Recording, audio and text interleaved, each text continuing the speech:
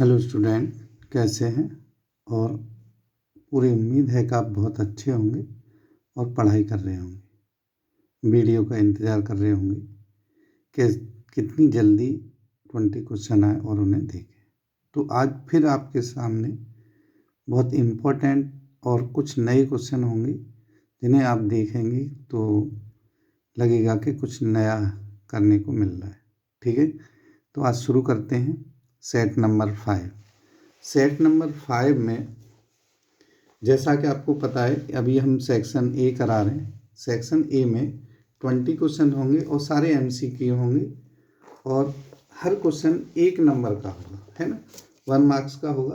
तो आइए आपको कराते हैं क्वेश्चन सेट ए का फर्स्ट क्वेश्चन देखिए, आपको दिखाई दे रहा होगा, देख लीजिए बहुत अच्छी तरह से। ठीक है, क्या है? लेट, कोई जल्दबाजी नहीं, ध्यान से पढ़िए और पढ़ के आप आंसर निकाल सकते हैं। Let A and B two positive integers such that A equal to P Q4 and B equal to P square QQ, where P and Q are prime number if HCF AB equal to P की power M Q की power N, LCM AB P की power R Q की power S, find या then M plus N into R plus S। आगे बात समझ में? आपको करना क्या है वो मैं बताता हूँ, क्योंकि देखिए बहुत ज़्यादा ऐसा नहीं है कि बहुत ज़्यादा टफ है। आपको ये बहुत अच्छी तरह से आया कि सेट नंबर है 5। ठीक है, सेट नंबर 5 है और इसमें ए आपको गिवन है। क्वेश्चन नंबर फर्स्ट है, ए गिवन क्या है? P की पावर 3 Q की पावर 4 और B गिवन क्या है? P square Q। ठीक है, इसमें मैं बताऊंगा आपको, मैंने बता रखा है वैसे HCF of AB equal to, HCF में क्या कहते हैं? कम वाली पावर लेते हैं तो P2, इसमें Q3। ऐसी LCM में ज़्यादा वाली पावर लेते हैं तो PQ। ठीक है, ज़्यादा वाली पावर पता लग गया होगा, PQ3 है इसमें, देखिए P स्क्वेयर Q में ज़्यादा और इसमें Q4 है ना। LCM के लिए उसमें दे रखा है, आप देखिए ध्यान से। LCM में HCF में दे रखा है E की पावर M, P की पावर M और Q की पावर N, और HCF में दे रखा है P की पावर R और Q की पावर S। तो आप देखिए इसमें M प्लस N निकाल सकते हैं। M प्लस N आप फाइंड कर सकते हैं बहुत आराम से। M प्लस N क्या है? इन दोनों को प्लस कर देंगे, 2 + 3 = 5। ऐसे R प्लस S निकाल सकते हैं इससे, तो R प्लस S कितना? R प्लस S है 3 + 4 = 7। अगर मैं इनका मल्टीप्लाई करूं तो ये हो जाएगा M plus N into R plus S। देखिए मैं आपको सॉल्व कराने की वजह से बता रहा हूँ, आप इसे बहुत फास्ट और ओरल भी कर सकते हैं। इनका मल्टीप्लाई कर देंगे 5 × 7 या 7 × 5 = 35। और ऑप्शन देख सकते हैं कि 35 इसमें कौन सा है, देख लीजिए। पहला है 15, दूसरा है 30, तीसरा है 35, 72। तो इसका आंसर क्या होगा? सी आंसर होगा, answer C, question number first का। देखिए कई बच्चों को बहुत इंतजार रहता है कि आपको ज़्यादा शॉर्ट बताएं। आप बिल्कुल चिंता मत करिए, कम से कम, ठीक है, आप 5 से 7 सेट लगाइए या 10 सेट करीब लगा लीजिए। उसके बाद आप देखेंगे कि आपको खुद सॉल्व करने की ज़रूरत नहीं पड़ेगी। आगे के जो सेट में कराऊंगा तो उसी सेट के अंदर मुझे अलग से लिख रहा हूँ, इस वजह से लिख रहा हूँ कि बाई चांस ये क्वेश्चन 2 मार्क्स का 3 मार्क्स का आ जाए तो आप बहुत अच्छी तरह कर दें। ठीक है, बात समझ में आ रही है? क्वेश्चन नंबर 2 की तरफ बढ़ते हैं। क्वेश्चन नंबर 2 है, देखिए P is a prime number, the quadratic equation having roots as a factor of P। इसका मतलब है कि एक रूट इसमें क्या आएगा? रूट एक फैक्टर की फॉर्म में आएगा, P की फॉर्म में। तो देखिए अगर आप देखें तो यहाँ पे हम पहला जो वाला पार्ट है, A part, question number 2, question number 2 का देखिए, आप देख लीजिए क्या है, x square minus P x plus P equal to 0। अगर मैं इसका फैक्टर करना चाहूँ पी का, तो पी का खुद ही पी प्लस 1 प्लस 2 होता है, तो इसका ये नहीं होगा। अगर आप इसमें मल्टीप्लाई करें सीधा सीधा, तो यहाँ x square minus P x minus P, तो ये पॉसिबल है क्योंकि यह माइनस और प्लस है। यहाँ P plus x plus P ये है या नहीं है वो आप देख सकते हैं, x square plus P plus 1 x plus P equal to 0। ऐसे ये भी है, देखिए एक्स स्क्वायर, इसमें P x plus P plus 1 है, तो कौन सा होगा कौन सा नहीं होगा, इसके लिए आपको क्या करना है, थोड़ा सा सॉल्व करेंगे। क्या सॉल्व है कि having its root as a factor of P, तो कौन सा आता है सॉल्व कर लेते हैं। ठीक है, पहला जो पार्ट है, मैं थोड़ा सा आपको इसको ज़्यादा दिखाऊंगा, एक एक पार्ट को करता जाऊंगा। जैसे देखिए ए पार्ट है क्वेश्चन नंबर 2 का, ए पार्ट ये है x square minus P x plus P equal to 0। अगर देखिए पी एज ए फैक्टर है और पी क्या है, प्राइम नंबर है, तो इसके तो फैक्टर होगा नहीं, इसका फैक्टर नहीं होगा, तो ये फॉर्म नहीं होगी और पी फैक्टर की फॉर्म में नहीं आएगा। दूसरा जो आएगा उनको चेक करते हैं, फिर ये बताएंगे क्यों नहीं आता डी वाले फॉर्म में। ऐसी बी है, ये एक्स स्क्वेयर, इसमें मल्टीप्लाई करके बाद में लिखूंगा, पहले एज इट इज लिख देता हूँ, P plus 1 x plus P equal to 0। अगर मैं इसे देखूँ, x square minus P x minus x plus P equal to 0, तो x कॉमन लिया, x minus P minus 1 common लिया, x minus P equal to 0। अब आप देखेंगे x माइनस पी और x माइनस 1 इक्वल टू 0, ये आपको फैक्टर की फॉर्म में आ रहा है। दूसरा देखेंगे और कोई सा है एज ए फैक्टर, तो वो चेक कर लेते हैं। देखिए तीसरा है C, x square plus P x plus P equal to 0। अगर मैं x कॉमन लूँ यहाँ से, ठीक है, तो x प्लस पी बचेगा, है ना, और कितना इसमें अगर मैं लूँ तो कितना बचेगा, प्लस 1 कॉमन लूँ तो x प्लस पी बचेगा इक्वल टू 0। तो इसके जो फैक्टर की फॉर्म में x प्लस पी और x प्लस 1, ये तो ये भी आने लग गया, है ना। अब देखिए इसके बाद है डी है, मैं बताऊँ आपको, और डी में क्या है, x square minus P x, चलिए D x square minus P x plus P plus 1, तो आप देखिए एक्स कॉमन ले लूँ मैं, तो एक्स माइनस पी बचेगा, यहाँ एक्स है नहीं, तो इसका मतलब ये नहीं होगा। अब हम वेरीफाई कैसे करें कि हमारा ये फैक्टर है और या नहीं है, आ रही बात समझ में। तो देखिए जब कोई फैक्टर होता है, पहली बात तो होती है कि आप ऐसे, अब दो पे बात आ गई कि एक तो बी पार्ट है और एक सी पार्ट हो सकता है ना। पी एज ए फैक्टर है तो एक्स की जगह आप पी रख दीजिए, सिंपल बात समझ लीजिए। ज़्यादातर बच्चों ने ऐसे करते हैं, तो आपको ऐसे नहीं करना है, नहीं तो आप फंस जाएंगे। क्या करना है, मैंने पहला पार्ट देखा, देखिए इसमें p एज ए फैक्टर है ना, तो p x की वैल्यू p रख दीजिए, यहाँ पे रखें x की वैल्यू p, तो देखिए p square minus P square plus p, तो p से p कट गया, एक p बचा है, तो ये फैक्टर नहीं हो सकता। दूसरा पार्ट रख लीजिए, चाहे आप इसमें रख लीजिए चाहे इसमें रख लीजिए, इसमें x की जगह p रख दें दूसरे वाले b पार्ट में, तो p square minus P plus 1 into P plus P, multiply कर दीजिए, P square minus P plus P, तो इससे ये सब कट रहे हैं, पी स्क्वेयर से पी स्क्वेयर, पी से पी, तो 0 आ गया। ठीक है, अब तीसरा पार्ट है, इसमें रखें एक्स जगह पी, तो ऑल पॉजिटिव है, तो ये 0 नहीं होगा, है ना, तो ये भी नहीं होगा। आप इसमें रखेंगे P square minus P square cut गया, ये बचेगा, तो ये भी नहीं होगा। ऑप्शन देखिए मैंने पूरा सॉल्व कराया। ज़्यादातर बच्चे इसमें टाइम वेस्ट कर देते हैं। जब भी आपको कोई फैक्टर दे रखा हो तो आपको क्या करना है, चेक करना है। तो आंसर कौन सा होगा, बी। बात समझ में आ गई। सेकंड का कौन सा पार्ट होगा, बी आंसर होगा।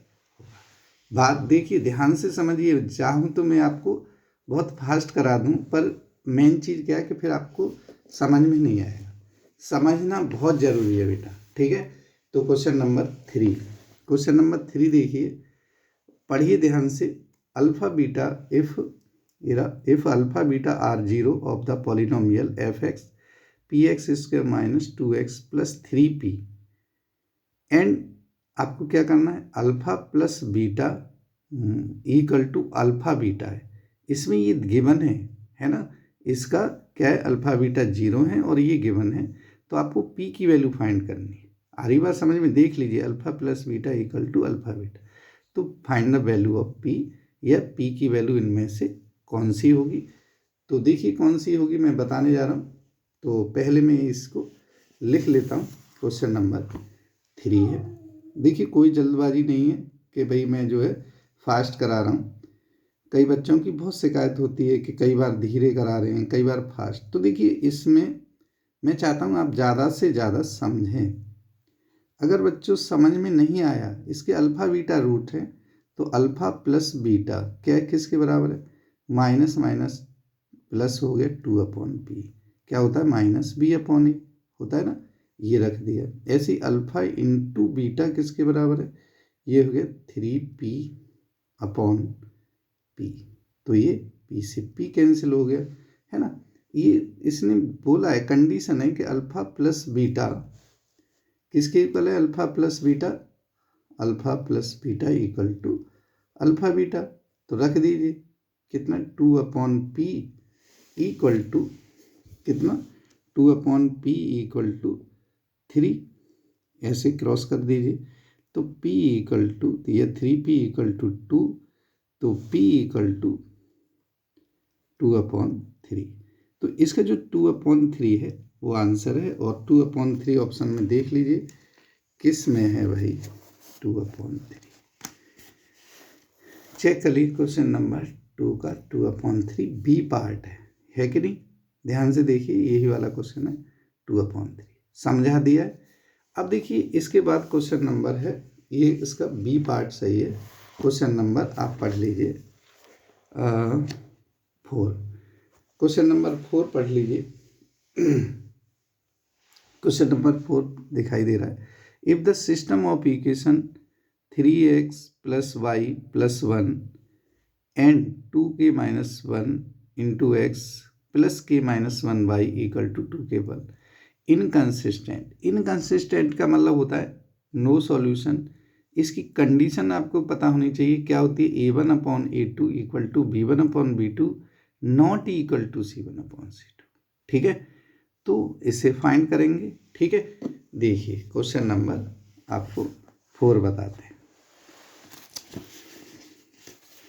तो समझ रहे होंगे आप इसको, क्वेश्चन नंबर 4। क्वेश्चन नंबर 4 है, देखिए क्वेश्चन 4 में हमें इक्वेशन है, देख लीजिए, 3x plus y 3x plus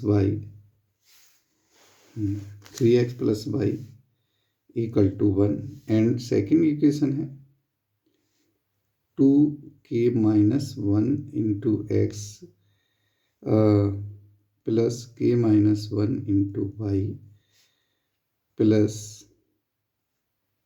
या इक्वल टू में दे रखा है 2k प्लस 1।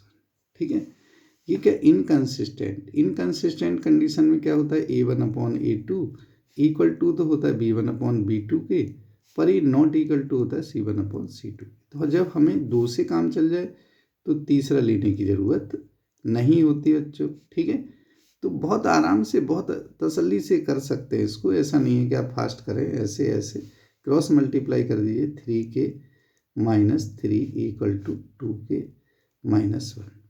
इस वैल्यू को हम इधर लाएंगे, इसको ले जाएंगे इधर, तो 3k minus 2k equal to -1 + 3, तो k equal to 2।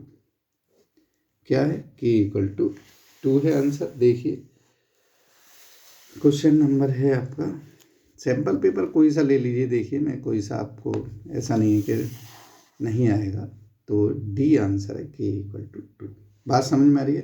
Question number 5 है आपके सामने, पढ़ लीजिए, फिर मैं उसी के बाद लिखूँगा। k इक्वल टू 2 मतलब डी आंसर, ठीक है। देख लीजिए, कई बार क्या होता है, जब तक मैं लिखता नहीं हूँ आप नहीं लिखते हैं, डी आंसर है। चलिए क्वेश्चन नंबर है 5 क्वेश्चन है, if the vertex of parallelogram PQRS दे रखे हैं आपको, find the 4 vertex of the S, vertex S के फाइंड करने क्या होंगे। तो देखिए मैं आपको बताऊं, आप रफली जब भी आप ऐसा क्वेश्चन आए तो आप क्या करेंगे, एक फिगर बना लेंगे पैरेललोग्राम का, बिल्कुल रफली, ठीक है। तो आपके सामने बिल्कुल बना के दिखा देता हूँ। जैसे आप ऐसे कोई सा भी फिगर बना लीजिए, जैसे कोई भी फिगर बना लीजिए इस तरह से पैरेललोग्राम का। कोई ज़रूरी नहीं है कि आप बिल्कुल बहुत अच्छे आर्टिस्ट हों। ABC और AD, ए के जो पॉइंट हैं वो लिख लीजिए। आपको बहुत ट्रिक से कर सकते हैं, बड़े आराम से। 3,4 है। बी के जो पॉइंट हैं वो है PQRS या ABCD मैंने लिख दिया, इसमें PQRS है बच्चों, ठीक है। तो इससे कोई दिक्कत नहीं होनी चाहिए आपको। तो क्या होगा, ये -2,3 और R का होगा -3,-2 और S का होगा, फाइंड करना है। तो आप लिख सकते हैं XY लिख सकते हैं, AB लिख सकते हैं, कुछ भी लिख सकते हैं। अब इसमें क्या कह रहा है कि फाइंड करना है आपको किसके, S के वर्टेक्स, S ये रहा, इसके वर्टेक्स क्या था। तो बहुत आसान है, आप ध्यान रखना, इसके करने तो इनको छोड़ के पहले इनको x वाली वैल्यू जोड़ लीजिए। ध्यान से देखो, x वाली जोड़ेंगे 3 - 3 कितना हो गया बेटो, 0, और इनको अलग जोड़ लीजिए x - 2, तो x को उधर भेज दीजिए। कहने का मतलब है कि इन दोनों को प्लस करेंगे 3 - 3 और इसे माइनस करेंगे हमेशा -2, तो इससे तो ये कैंसिल हो ही जाएगा, तो माइनस माइनस +2 वैल्यू आ जाएगी। ऐसी दूसरी वाली मैं डायरेक्ट फिर बता रहा हूँ, 4 + 2 माइनस का है तो प्लस का 2 आएगा, और -3, 2 - 3 कितना हो जाएगा, -1। तो जो इसके जो कोऑर्डिनेट होंगे 2, -1 होंगे। आप जो है, अगर ऐसे मैंने बहुत सारे क्वेश्चन करे हैं तो लगातार वीडियो को देखें तो आपको पता लग जाएगा। कई क्वेश्चन मैंने पूरा सॉल्व करे, ठीक है। अब ज़्यादा से ज़्यादा आप बिना सॉल्व करेंगे ज़्यादा अच्छा लगेगा आपको कि हाँ भाई आप कुछ कर रहे हैं। नेक्स्ट क्वेश्चन करेंगे, in triangle ABC and similar triangle PQR। देख लीजिए, समझ लीजिए, ट्रायंगल क्या है, ABC और ट्रायंगल PQR क्या है, सिमिलर है। तो AM PN एल्टीट्यूड है, ABC PQR AB और PQ कॉरस्पॉन्डिंग साइड का स्क्वायर का रेशो दे रखा है 4,9। तो एल्टीट्यूड AM और PN का निकालना। मैं आपको बताऊं, पहले AB/P की 2:3 निकाल लीजिए, क्योंकि स्क्वायर इसका हटा देंगे तो 2:3 हो जाएगा, है ना। तो वही रेशो साइड में, वही एल्टीट्यूड में, वही पेरीमीटर में, सब में सेम रहता है बच्चा। तो क्या हो जाएगा, AM/PN क्या हो जाएगा इसका 2:3। तो 2:3 आप देख लीजिए किस में है, फिर मैं अभी बता देता हूँ। ये नहीं है, ये नहीं, ये नहीं है, डी आंसर है। तो क्या होगा इसका आंसर, 6 का डी आंसर होगा। क्वेश्चन नंबर 6 का डी आंसर क्या होगा कि साइड का ratio S1/S2 equal to altitude का A1/A2 या P1/P2, परपेंडिकुलर मानते हैं इसको, और एरिया पेरीमीटर कह सकते हैं, एल्टीट्यूड कह सकते हैं, लंब कह सकते हैं, कोई भी साइड हो, साइड का रेशो सेम रहेगा। एरिया का हो तो एरिया का स्क्वायर कर देंगे, ठीक है, साइड का स्क्वायर होता है। सिमिलरिटी का क्वेश्चन है, और आगे भी ये एरिया वगैरह में आता है, उसका क्वेश्चन है, ठीक है। तो तो आंसर है इसका डी है। और क्वेश्चन नंबर पढ़ेंगे 6। देखिए बहुत आसानी से आप कर सकते हैं, बस क्या है ऐसे ही करते रहें। ठीक है, क्वेश्चन नंबर 6 पढ़ लीजिए। क्वेश्चन नंबर 6 है x tan theta into tan 60 into cos 60 equal to sine 60 into cot 60। Find x की वैल्यू फाइंड करनी। देखिए चाहूँ तो मैं आपको यहीं से, पर मैं चाहता हूँ आप बहुत अच्छी तरह से करें। ठीक है, तो देखिए कैसे।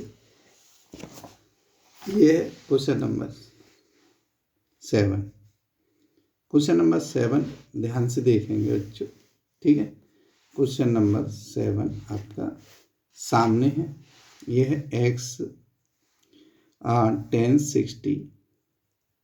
वैल्यू याद है तो अच्छी बात है, वैसे याद होनी चाहिए। Cos 60 equal to sine 60 into cot 60। ठीक है, वैल्यू आपको पता है कि भाई एक्स है, 60 की √3 होती है, कॉस 60 होती है कॉस 60 होती है कितनी 1/2, साइन 60 की √3/2 और ये कॉट 60 की कितनी होती है √1/√3। बात समझ में आ गई।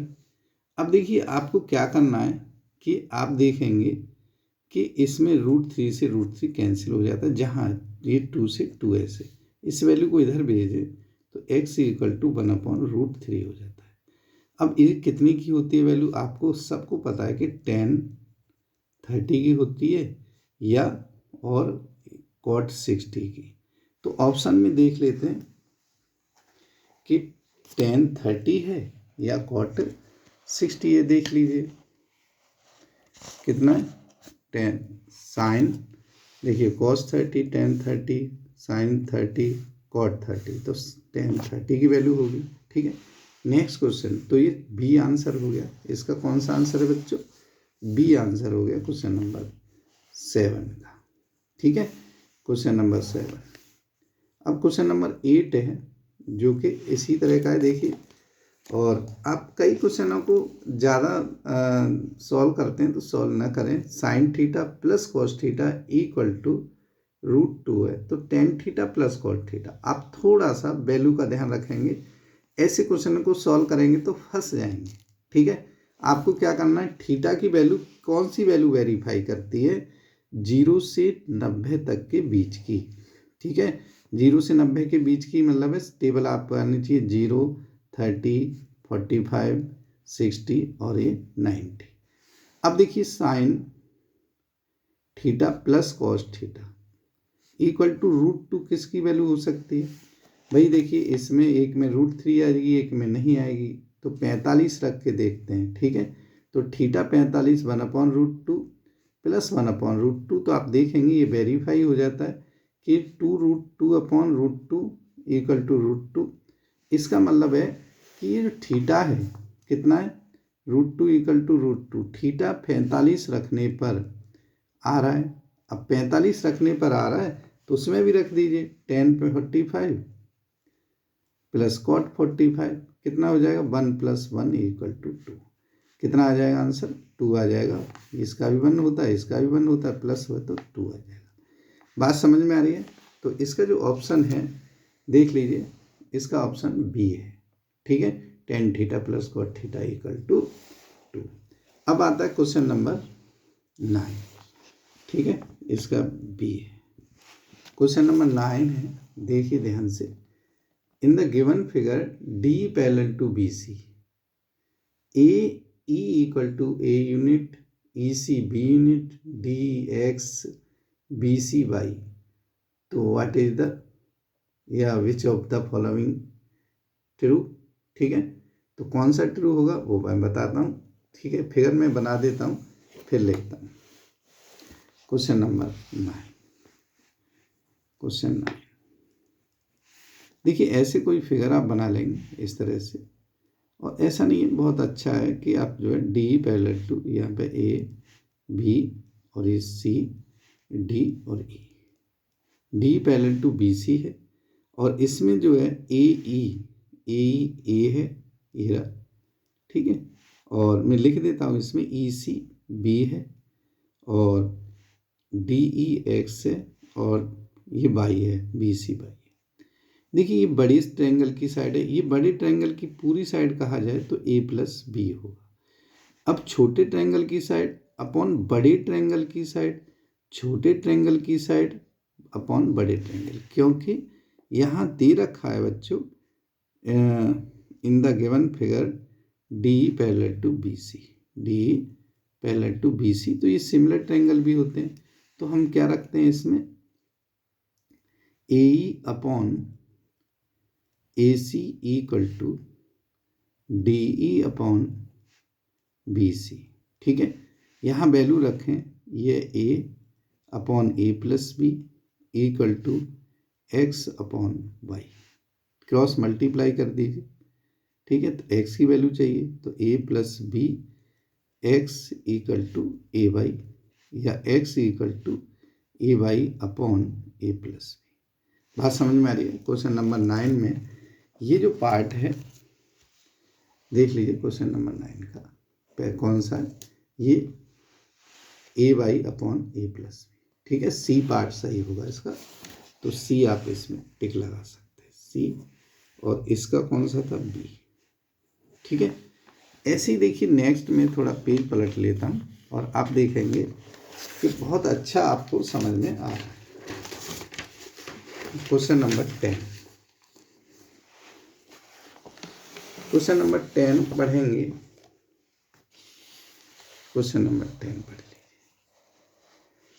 हाँ, ABC is it trapezium with AD parallel to BC और AD equal to 4 centimetre if the diagonal AC and BD intersect at O such that AO upon OC और DO upon OB equal to 1/2।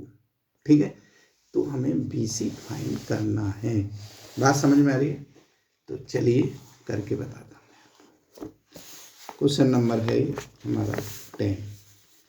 तो जब भी कोई trapezium होता है देखिए, तो हम उसे सॉल्व कर लेते हैं। क्वेश्चन नंबर 10 जैसे ये है, कोई भी ट्रेपीजियम का मतलब आप छोटा बड़ा साइड ले सकते हैं। ठीक है, तो ऐसा नहीं है कि मैंने ये बना दिया है तो यही रहे, ऐसे ले सकते हैं, ऐसे, ये B, ये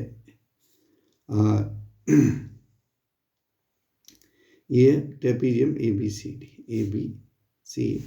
और D, इसमें AD पैरेलल टू, चलिए हमने थोड़ा नाम गलत रख दिया, ABCD, AD parallel to ABC और D। ठीक है, AD पैरेलल टू BC है। ठीक है, AD 4 सेंटीमीटर है, AD 4 सेंटीमीटर, और हमें क्या करना, देखिए मैं बताऊं आपको, जब पैरेलल होता है तो ये और ये एंगल इक्वल होते हैं, मतलब AS से इस एंगल सिमिलर हो जाते हैं, और यह सिमिलरिटी से आपको दे रखा होता है, ये O है, AO upon OC equal to BO upon OB, OD, DO upon O, AO upon OC और ये DO अपॉन OB। ठीक है, तो ये 1/2 दे रखा है। अब ध्यान से देखिए, ऐसे ही इनकी साइड, इनका भी कॉरस्पॉन्डिंग रेशो। ठीक है, तो जैसे हमने देखा कि ये वाला पार्ट है, ये तो बड़े वाला पार्ट है BC, ये छोटे वाला, सॉरी। ठीक है, तो हम देखेंगे तो इसमें क्या करेंगे, इसी रेशो में इसको रख देंगे। कितना हो सकता है, देखिए मैंने छोटा आगे पीछे बना दिया, ऐसा नहीं है कि बिल्कुल सेम फिगर हो, तो रख दीजिए।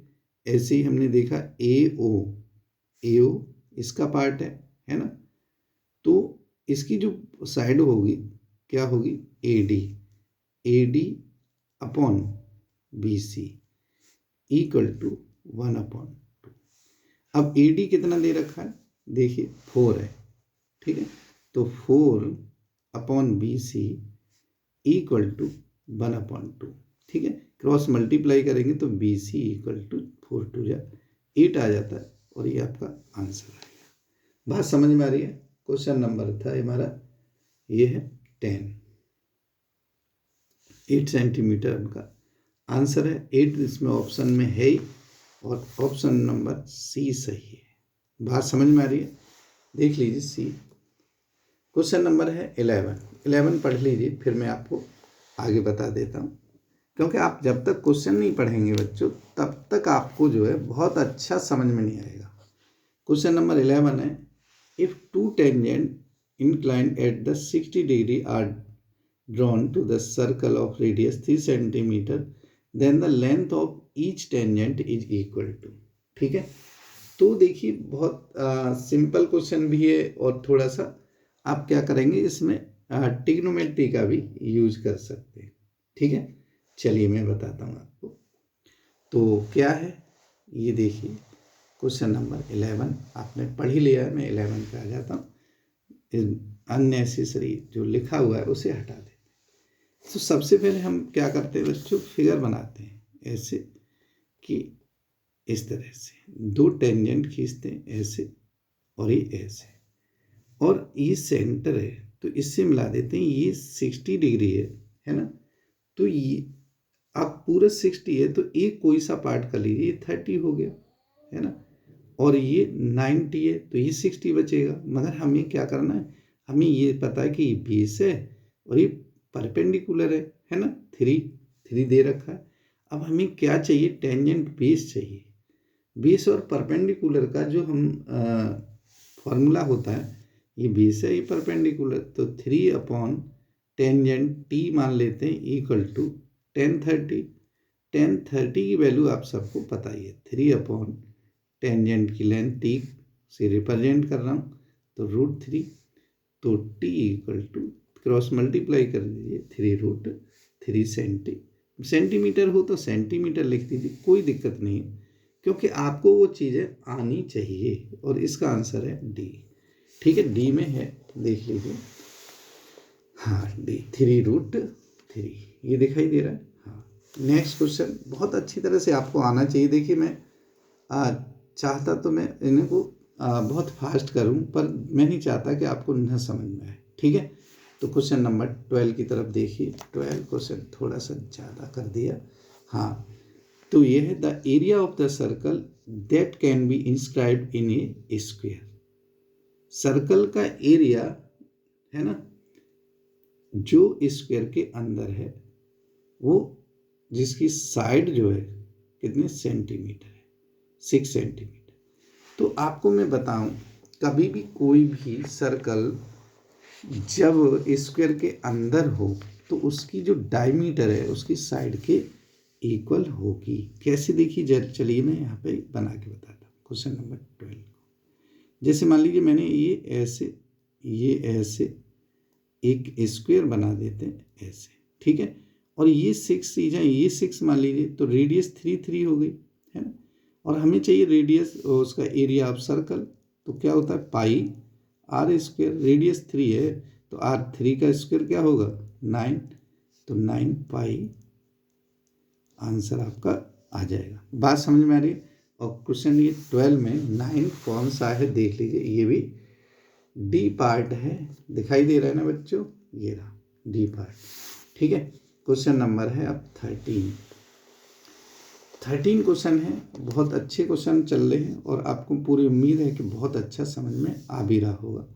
तो 13 क्वेश्चन है क्या, the sum of length breadth and height of a cuboid, मतलब L + B + H = 6√3 है, और लेंथ ऑफ इट्स डायगोनल का मतलब है, ठीक है, देख लीजिए क्यूबॉइड में L + B + H = 6√3 है, और ये दे कह रहा है √L length of diagonal L² + B² + H² under root में, ये होता है लेंथ ऑफ डायगोनल।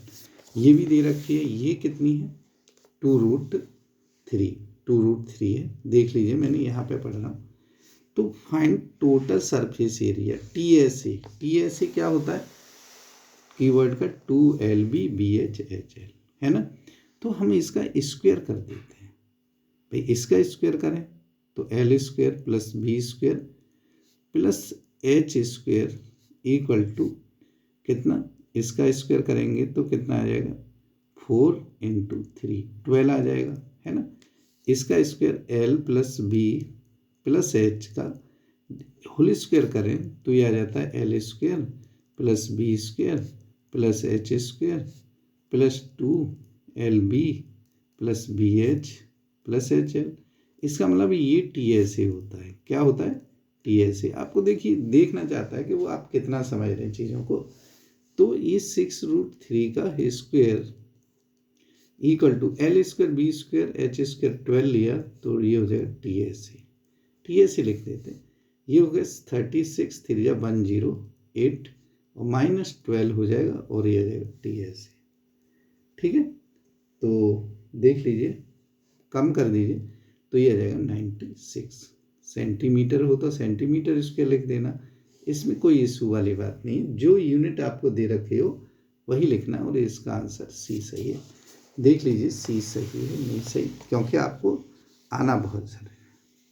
96 सेंटीमीटर। बात समझ में आ गई। चलिए नेक्स्ट क्वेश्चन है द डिफरेंस ऑफ मॉड और मीडियन। मैंने आपको कई बार बताया है, फिर दोबारा बता रहा हूँ कि जब भी ऐसा क्वेश्चन आए, ठीक है, तो आप ये कर लिए कि 24 है तो उसका आधा कर दीजिए, 12 आ गया। सेम क्वेश्चन आ रहा है, वहाँ 26 देगा 13 आ जाएगा, 48 रखा है तो 24 आ जाएगा। हमेशा आधा कीजिए। और मैंने बता चुका हूँ वैसे कई बार, फिर भी एक बार और बता देता हूँ। चलिए क्वेश्चन नंबर 14 ये दे रखा है डिफरेंस मॉड एंड मीडियन, और पूछा क्या है the difference mode and median, और पूछा है मीडियन एंड मीन। तो देखिए mode minus median equal to 24, question number 14 है। और ये जो है हमें मॉड का जो फॉर्मूला होता है, mode equal to 3 median minus 2 mean वाला, ठीक है। 2 मीन याद होगा, नहीं याद है तो कर लीजिए। तो 3 मीडियन यहाँ रख दीजिए माइनस 2 मीन, मैंने बता ही चुका है वैसे, minus 2 mean minus median equal to 24। देखिए 3 मीडियन में से 1 मीडियन गया तो 2 मीडियन बचा, 2 मैंने कॉमन ले लिया, मीडियन माइनस मीन हो गया। Median minus mean equal to 24 है, 2 बाहर है तो इसे आधा कर दीजिए, 12 आ जाएगा। यही आंसर पूछा है कि डी कितना होगा, और 12 इसका आंसर है क्वेश्चन नंबर 14 का। ठीक है, क्वेश्चन नंबर 14 का 12 बी आंसर है। तो आप समझ गए ऐसे क्वेश्चन को जब आपने नहीं किया है। मैं बिल्कुल कहना चाहूँगा कि आपने नहीं किया है तो आप उसे आंसर को निकाल नहीं सकते, बी आंसर है इसका। और आपको पहले से करा हुआ है तो आप इसे सॉल्व करेंगे नहीं, बिल्कुल आंसर लिख देंगे। ठीक है, तो आ जाइए क्वेश्चन नंबर नेक्स्ट है हमारा 15। क्वेश्चन नंबर 15 की तरफ बढ़ते हैं, और क्वेश्चन नंबर 15 देखिए, ये रहा, दिखाई दे रहा होगा, अब दिखाई देगा ये। ठीक है, क्वेश्चन नंबर 15। क्वेश्चन नंबर 15 में क्या है कि पढ़िए question, the number of revolution made by a circular wheel is radius 0.25 metre, learning the diameter distance 11 kilometre. तो देखिए जब भी किसी का कोई डिस्टेंस कोई व्हील कवर कर रहा है, उसके नंबर ऑफ रेवोल्यूशन निकालने, तो हमेशा ध्यान रखना कि नंबर ऑफ रेवोल्यूशन, ठीक है, कितना होगा, इक्वल टू टोटल डिस्टेंस, जो भी डिस्टेंस आपको कवर करनी है, upon distance covered in 1 revolution, तो ये 2πr होता है। तो तो इसे रख दीजिए वैल्यू और आपका आंसर आ जाएगा। 11 किलोमीटर को मीटर में कन्वर्ट कर लीजिए, 11 इंटू 1000 हो गया। और 2 पाई आर की वैल्यू देखिए 0.25 का मतलब होता है 1/4। तो 2 पाई की वैल्यू 22 और 7 इधर रख लीजिए और इसकी 1/4 इंटू 1/4 हो जाएगा। 4 से देखिए 2 और ये 11 से ये 11 कट गया और 4 एक ये रहा ऊपर जाएगा तो कितना हो जाएगा 2800। 100 में 1000 है, ठीक है। देखिए कोई बात नहीं, 2800 है, 1000 है, तो कितना है पाई की वैल्यू 2 पाई आर, सॉरी मैंने डबल नहीं लगानी है, 2 पाई आर है। तो इससे सब कट गए, 7 बचेगा, 7000, ठीक है। 7000, 2 पाई आर स्क्वायर लगा दिया था गलती से। तो क्वेश्चन नंबर है 15 का जो आंसर देख लीजिए कौन सा है, डी सही है, ठीक है, डी सही है। क्वेश्चन नंबर 16 देखिए, बहुत ही अच्छा क्वेश्चन, क्वेश्चन 16 देखिए। ये जो क्वेश्चन है बहुत अच्छा है। आप जो है मीडियन और मॉड दोनों ही आपको आने चाहिए। जैसे ये टेबल दे रखी है, मैं ऐसे ही बना के भी कर सकता हूँ और ऐसे, जैसे 0 से, क्योंकि आपने ऐसे पढ़ा है ज़्यादातर, 0 से 5, 5 से 10, 10 से 15, 15 से 20, 20 से 25, इस तरह से पढ़ा है, 25 तक है। और इसकी फ्रीक्वेंसी लिख लीजिए, ये मैं लिख देता हूँ यहाँ पे, देख के देखिए 10, 15, 12, 20 और 9 मैंने लिख दिया, देखो ये। अब इसमें कह रहा है कि lower limit of median class और मॉडल क्लास। तो सबसे पहले मैं बताऊंगा आपको, ये CI है और ये F है, ठीक है। सबसे ज़्यादा फ्रीक्वेंसी वाली मॉडल क्लास होती है। तो मॉडल क्लास के लिए सबसे ज़्यादा फ्रीक्वेंसी क्या है, 20 है। तो ये है मॉडल क्लास, ठीक है, मॉडल क्लास। अब बात आती है CF निकालें, 10, 25, ठीक है, और फिर कितना 30, फिर 10 ऐड करते जाइए इसे, 10 और 15, 25, 25, 37, 37, 57, 57 और ये कितना है टोटल हमारा था, जितना भी वैल्यू हो उसका 60 करीब। हाँ चलिए, फ्रीक्वेंसी कहीं मिस्टेक कर दी क्या, 12, 9, हाँ, तो ये 66 आया है, ठीक है।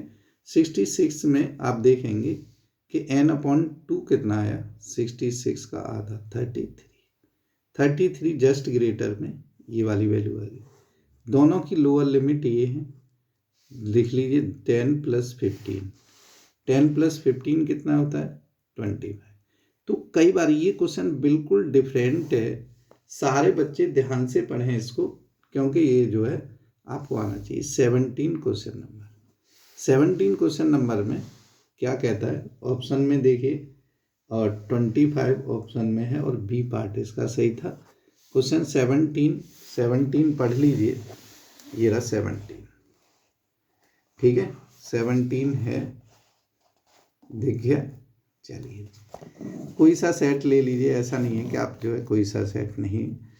तो 2 डाइस आर रोल्ड, ठीक है, 2 डाइस को रोल किया और उसमें कितने, what is the probability that 6 will comes up at least once, कि हमने 2 डाइस को रोल करें तो 36 आता है। देखिए पहले जो नंबर में वो 1 के साथ 6 आएगा, दूसरे नंबर में 2 के साथ, तीसरे नंबर 3 के साथ, 4 के साथ, 5 के साथ और ये 6 के साथ भी। 6 वाले ये कितने 1, 2, 3, 4, 5 और 6 वाले 6 नंबरों में 6 जरूर होगा। तो 5 ये 6 ये कितने हो गए बेटा 11। 36 में से 6 आना है, जो एटलीस्ट 1 टाइम कितना 11 है और टोटल कितना 36। तो आपका जो आंसर होगा 11/36 होगा। देखिए क्वेश्चन नंबर कौन सा? ये 17। क्वेश्चन नंबर 18 है, ठीक है। 11/36 सी आंसर है। 18 है 5 tan बीटा इक्वल टू 4, तो 5 sin beta -2 cos beta, 5 sin beta plus 2 cos। ऐसा क्वेश्चन मैंने जो है बहुत क्वेश्चन कराए हैं, तो आप देख लीजिए question number 18। 5 tan beta equal to 4, तो tan बीटा इक्वल टू 4/5। पूछा क्या है उसने? 5 tan beta plus 5 sin theta -2 cos beta, ठीक है। 5 sin बीटा -2 cos बीटा, ऐसे 5 sin beta plus 2 cos beta. cos beta से डिवाइड कर दें, क्योंकि देखिए यहाँ सॉल्व करने की जरूरत नहीं, तो ये होता है 5 tan बीटा -2 डिवाइड करने पे 5 tan बीटा प्लस 2। अब देखिए इसकी कितनी वैल्यू है, तो 5 × 4/5 -2 अपॉन 5 × 4/5 प्लस 2। कट कर दीजिए 5 से 5, और यहाँ भी 5 से 5, तो ये 2 बचा और ये 6 बचा, तो आप देखेंगे 1/3 आ जाता है, ठीक है। 1/3 ऑप्शन आ जाता है। अब आ जाता है ऐसा रीजन जो कि आपको केवल क्वेश्चन बहुत अच्छी तरह से आना चाहिए, पढ़ना है, डायरेक्शन पढ़नी है इनकी, फिर आपको बताना है कि कौन सा आंसर होगा, ठीक है। तो क्या है question? The product of 2 numbers इतना एंड इतना एंड देयर HCF 17, तो LCM 340। रीजन क्या है? HCF is always factor of LCM, ठीक है। देखिए इसका जो है मैं बताऊं कि इसका जो रीजन ये ठीक है फैक्टर होता है, पर जो पहले वाले से वो लिंक नहीं कर रहा, वो क्या कर रहा है, वहाँ होता है product of 2 number equal to HCF × LCM। तो इसका मतलब है कि पहले वाला तो इसका करेक्ट एक्सप्लेनेशन नहीं है, तो करेक्ट एक्सप्लेनेशन किसका नहीं है इसमें? बी पार्ट का। तो 19 का जो आंसर होगा वो क्या होगा? बी होगा। क्या होगा 19 का आंसर? बी होगा 19 का आंसर बी, ठीक है। 20 का आंसर 20 पढ़ते देख लीजिए। 20 में क्या है दिखाई दे रहा है?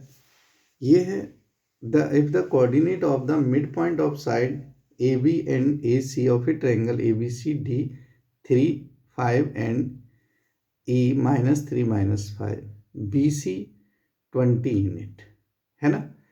फिर the line joining the midpoint of two side of a triangle the parallel to the third side of a third side and equal to half it। तो देखिए ये मिड पॉइंट फार्मूला है, और ये बिल्कुल करेक्ट एक्सप्लेनेशन बता रहा है कि अगर आप मिड पॉइंट ज्वाइन करते हैं तो वो जो थर्ड साइड है उसकी पैरेलल वाली साइड दूसरी साइड के हाफ के इक्वल होती है ना, छोटे बड़े। तो इसका जो है 20 आंसर है, 20 का ए आंसर है। दोनों चीज़ें एक्सप्लेनेशन भी उससे रिलेटेड है और ये भी सही है। बात समझ में आ रही है? चलिए तो हम जो है आज का टॉपिक यहीं पे फिनिश करते हैं। पूरी उम्मीद है कि वीडियो समझ में आ रही होगी और आप बहुत अच्छा पढ़ रहे होंगे। देखिए बहुत नए नए क्वेश्चन आ जाते हैं, तो हो सकता है कि ये वीडियो थोड़ा सा बड़ी हो जाती है, पर अगर आपको समझाएंगे नहीं तो बेटा उसका कोई फ़ायदा नहीं है, ठीक है। इस वजह से समझ के साथ पढ़िए। अगर आपको ट्रिक से या विदाउट सॉल्व करे हुए जब आपको बहुत अच्छा आएगा तो आप खुद जो है इसे करने लग जाएंगे। वैसे तो मैं भी आपको ये बताऊंगा कि आप अभी सॉल्व करके करें कंफर्मेशन के लिए, कि बिल्कुल श्योर रहें कि बिल्कुल आंसर है। ओवर कॉन्फिडेंट में ना आए, बस पेशेंस है ना, पेशेंस को आप जो पेशेंस रखें और बहुत अच्छा पढ़ें। धन्यवाद।